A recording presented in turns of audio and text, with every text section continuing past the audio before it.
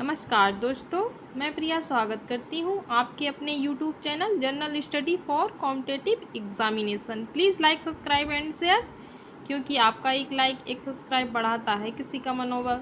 तो शुरू करते हैं। आज का टॉपिक है पर्यावरण अध्ययन के कुछ महत्वपूर्ण क्वेश्चन। ये सभी क्वेश्चन परीक्षा में पूछे गए क्वेश्चन हैं। ये सभी CTET एग्ज़ाम के पूछे गए क्वेश्चन हैं दोस्तों। आइए शुरू करते हैं। ये क्वेश्चन है, बगुला भैंस पर बैठता है क्योंकि। फर्स्ट ऑप्शन है बगुला तथा भैंस में सहजीवी का संबंध होता है। सेकंड है बगुला मनोरंजन के लिए भैंस पर बैठता है। थर्ड है भैंस बगुले को एक स्थान से दूसरे स्थान तक आने जाने में मदद करती है। फोर्थ है बगुला भैंस को डराना चाहता है। तो इसका कौन सा ऑप्शन सही होगा? इसका फर्स्ट ऑप्शन सही होगा। बगुला तथा भैंस में सहजीवी का संबंध होता है। निम्नलिखित में से अगला क्वेश्चन है, निम्नलिखित में से जड़ का कौन सा कार्य पौधे के लिए नहीं है? फर्स्ट ऑप्शन है भोजन भंडारण संचित करना। सेकंड है इसका ह्यूमस उपलब्ध कराना। थर्ड है पौधों को सहारा देना। फोर्थ है जल तथा खनिजों का अवशोषण करना। तो कौन सा ऑप्शन इसका सही ऑप्शन नहीं है?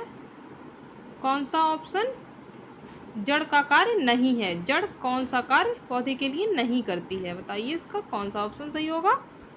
इसका फर्स्ट है भोजन भंडार संचित करना नहीं होगा। बाकी ह्यूमस उपलब्ध कराना, पौधे को सहारा देना, जल तथा खनिजों का अवशोषण कराना, ये सभी सही हैं। अगला क्वेश्चन है, कर्णम मल्लेश्वरी के विषय में नीचे दिए गए कथनों पर विचार कीजिए। इसका ऑप्शन इसका फर्स्ट है, वह अंतर्राष्ट्रीय ख्याति प्राप्त भारोत्तोलक वेट लिफ्टर हैं। सेकंड है वह कर्नाटक की हैं। थर्ड है उसने अपने नाम बहुत से रिकॉर्ड बनाए हैं। वह 130 किलोग्राम तक का भार उठा सकी हैं। फोर्थ है जब वह 12 वर्ष की थी तभी वह भार उठाने का अभ्यास करने लगी थी। सही कथन हैं। इनमें से कौन से कथन उनके लिए सही हैं?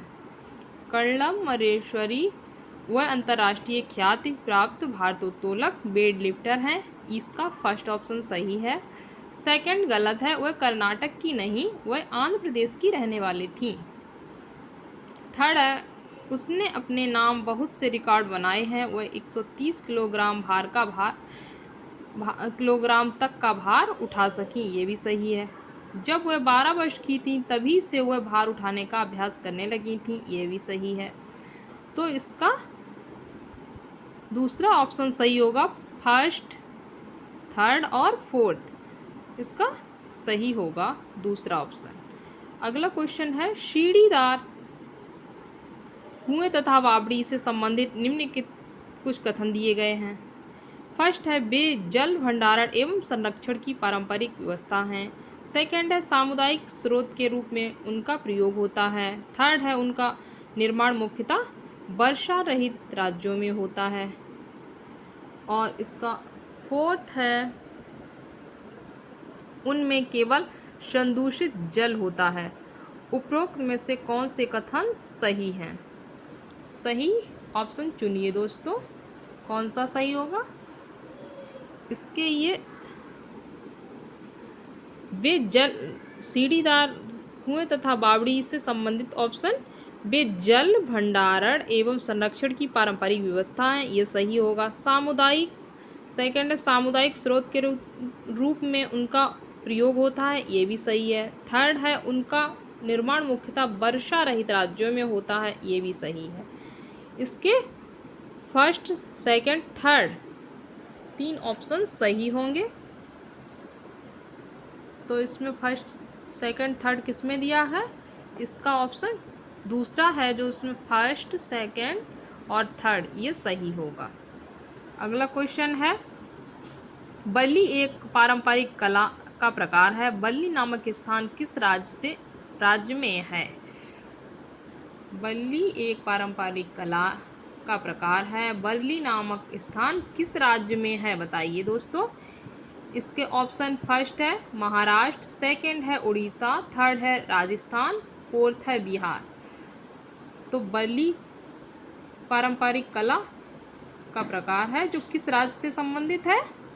इसका कौन सा ऑप्शन सही होगा? बताइए दोस्तों। इसका फर्स्ट सही होगा। बरली नामक पारंपरिक कला पद्धति का प्रचलन महाराष्ट्र राज्य में है। ये महाराष्ट्र गुजरात सीमा पर सर्वाधिक देखने को मिलती है। अगला क्वेश्चन है, तमिलनाडु के निकटवर्ती समीपवर्ती राज्य हैं। ये मैपिंग का क्वेश्चन है दोस्तों। केरल, कर्नाटक और आंध्र प्रदेश, इसका फर्स्ट ऑप्शन है। सेकंड है केरल, गुजरात और कर्नाटक। थर्ड है आंध्र प्रदेश, गोवा और कर्नाटक। फोर्थ है गोवा, कर्नाटक और केरल। तो बताइए इसका। तमिलनाडु भारत का दक्षिणतम वर्ती राज्य है। इसके निकटवर्ती राज्यों में केरल, कर्नाटक और आंध्र प्रदेश हैं। इसकी सीमाएं गुजरात एवं गोवा से को नहीं मिलती हैं।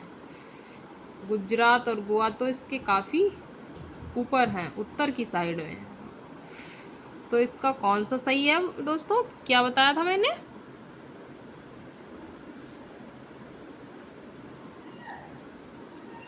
इसका फर्स्ट वाला ऑप्शन सही है, केरल, कर्नाटक और आंध्र प्रदेश। केरल, कर्नाटक और आंध्र प्रदेश, ये ऊपर केरल, कर्नाटक और आंध्र प्रदेश।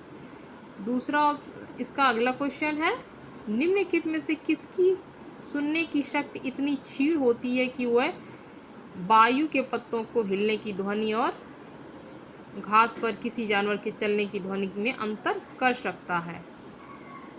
इसका ऑप्शन है, फर्स्ट है बाघ, सेकंड है गिद्ध, थर्ड है रेशम का कीड़ा, फोर्थ है कुत्ता। किसकी सुनने की शक्ति इतनी क्षीण होती है कि वायु में से पत्तों के हिलने की ध्वनि और घास पर किसी जानवर के चलने की ध्वनि में अंतर कर लेता है? इसका कौन सा ऑप्शन सही होगा? इसका फर्स्ट ऑप्शन सही है, बाघ। बाघ में सुनने की शक्ति इतनी क्षीण होती है, इतनी तीक्ष्ण होती है, बहुत तीक्ष्ण होती है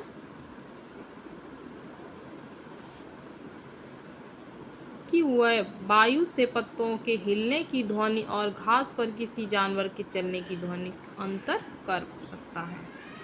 अगला क्वेश्चन है, जब कोई व्यक्ति ट्रेन द्वारा अहमदाबाद से केरल की यात्रा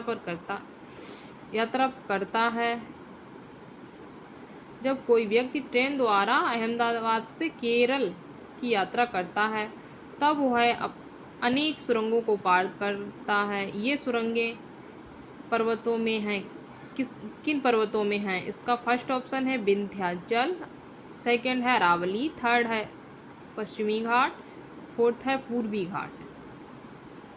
बताइए दोस्तों, केरल की यात्रा करता है, एक व्यक्ति ट्रेन द्वारा केरल की यात्रा करता है तब वह अनेक सुरंगों पार करता है। इनमें से ये सुरंगें किन पर्वतों से संबंधित हैं? बताइए दोस्तों। ये पश्चिमी घाट। ट्रेन द्वारा अहमदाबाद से केरल की यात्रा करते समय थाल घाट, भोर घाट, पाल घाट, सेनकोटा आदि सुरंगों दर्रों को पार करना पड़ता है। ये सुरंगें दर्रे पश्चिमी घाट में स्थित हैं। अगला क्वेश्चन है, पृथ्वी गोल है, वास्तव में पृथ्वी पर ऊपर नीचे कुछ नहीं होता, केवल सापेक्ष होता है। हम भारत के लोग के सापेक्ष उल्टे हो जाते हैं। क्या उल्टे हो जाते हैं? लोगों के कहाँ के लोगों के सापेक्ष उल्टे हो जाते हैं? फर्स्ट ऑप्शन है अलास्का यूएसए के, सेकंड है लीबिया के, थर्ड है अल्जीरिया के, फोर्थ है अर्जेंटीना के। बताइए दोस्तों, इसका कौन सा ऑप्शन सही होगा? पृथ्वी गोल होने के कारण पृथ्वी पर ऊपर नीचे कुछ नहीं होता बल्कि सापेक्ष होता है। चूँकि भारत अर्जेंटीना के विपरीत देशांतर पर होगा, इसलिए भारत के लोग अर्जेंटीना के लोगों के सापेक्ष उल्टे हो जाते हैं। इसका फोर्थ सही होगा, अर्जेंटीना। अगला क्वेश्चन है, मच्छरों के प्रजनन की रोकथाम के लिए ठहरे पानी पर तेल डालने की सलाह दी जाती है, ऐसा इसलिए होता है। फर्स्ट ऑप्शन है तेल ऑक्सीजन की आपूर्ति को काट देता है, उसमें मच्छरों का प्रजनन थम जाता है। सेकंड है मच्छरों को तेल द्वारा विकसित किया जाता है। थर्ड है मच्छर तेल द्वारा मर जाते हैं। फोर्थ है मच्छर तेल की परत में फंस जाते हैं। कौन सा ऑप्शन इसका सही ऑप्शन होगा? इसका फर्स्ट ऑप्शन सही होगा। मच्छरों के प्रजनन की रोकथाम के लिए ठहरे पानी पर तेल डालने की सलाह इसलिए दी जाती है क्योंकि इससे पानी का पृष्ठ तनाव कम हो जाता है और ऑक्सीजन की आपूर्ति रुक जाती है, जिससे मच्छरों का लार्वा कम हो जाता है, रुक जाता है, खत्म हो जाता है, कुछ भी कह सकते हैं। अगला क्वेश्चन है, निम्नलिखित में से कौन सा कीट मधुमक्खियों की भांति कॉलोनी बस्ती में एक साथ नहीं रहता? फर्स्ट ऑप्शन है ततैया बर्रैया, सेकंड है चींटियाँ, थर्ड है दीमक, फोर्थ है मकड़ी। कॉलोनी बनाकर एक साथ कौन नहीं रहता इनमें से? इसका कौन सा ऑप्शन सही होगा? इसका फोर्थ सही होगा, मकड़ी। ततैया बर्रैया, चींटी और दीमक मधुमक्खी की भांति कॉलोनी बनाकर एक साथ रहती हैं, जबकि मकड़ी कॉलोनी में नहीं रहती। मकड़ी जाला बनाकर अकेली रहती है। अगला क्वेश्चन है, ग्रामीण क्षेत्र के मकानों के ढांचे वहाँ की जलवायु मौसम की स्थिति से संबंधित होते हैं। एक गांव के मकानों के लक्षण नीचे दिए गए हैं। फर्स्ट ऑप्शन है मकान मजबूत बांस के खम्भों पर बने होते हैं।